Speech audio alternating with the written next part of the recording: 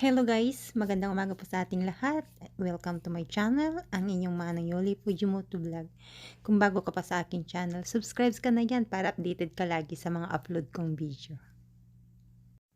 Ito na guys ang update ko sa aming bawangan. Yung mga nauna naming tinanim, magtatanggal na kami ng sing o kaya talbos ng bawang para lumaki yung laman ng bawang. Ayun guys, malalaki na kasi mahahaba na yun. Kailangan pong tanggalin yan para ganon lumaki yung laman ng bawang. Yan. Yan. Kung hahayaan lang po kasi yan, hindi po lalaki. Magiging onta siya. Onta or isa lang yung butil niya. Yan, tinatanggal. Masarap din pong pang ulam yan. Gisa-gisa. Pwede sa yakiniko, pang barbecue. Pwede rin ilagay yan sa pang pinakbet. Yan. Ay, Ji-chan. Ang bango. Ang bango-bango, guys. Pero hindi pwedeng kunin kapag masyado pa siyang mababa gaya nito. Ayan yan. Mababa pa yan.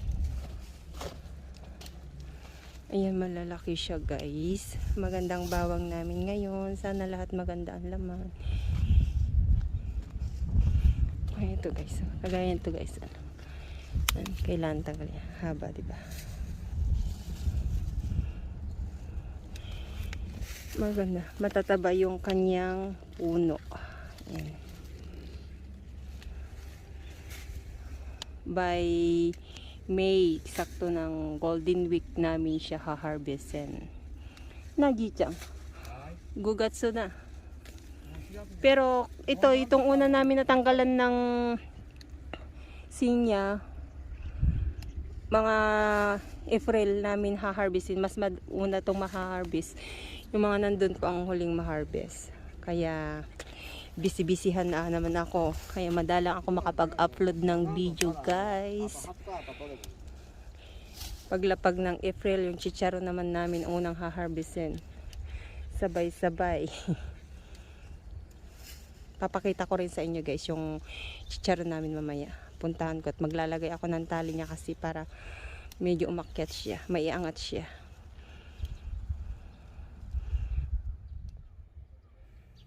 At ito na guys, ang aming chicharo. Ayan, maganda po ang kanyang tubo, magandang kanyang mga puno, ang dami niyang bulaklak. Kailangan kong maglagay ng tali para maiangat siya, para hindi siya bumagsak sa lupa. Kasi pag bumagsak sa lupa, mas madali siyang madapuan ng mga kulisap, mga insekto na maliliit. Yan, namumunga na rin po siya. Kaya kailangan maganda yung pag-akyat niya, iangat natin ng konti. Tara guys, samahan niyo ako.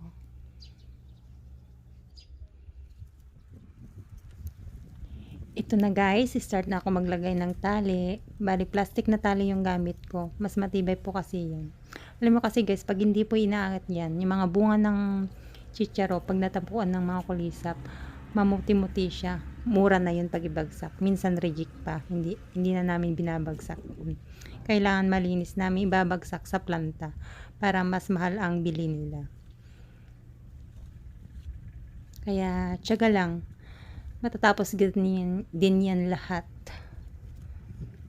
Yearly ganitong ginagawa ko. Mahal din naman eh. Marami ka rin kikitain kapag maganda yung pananim mo.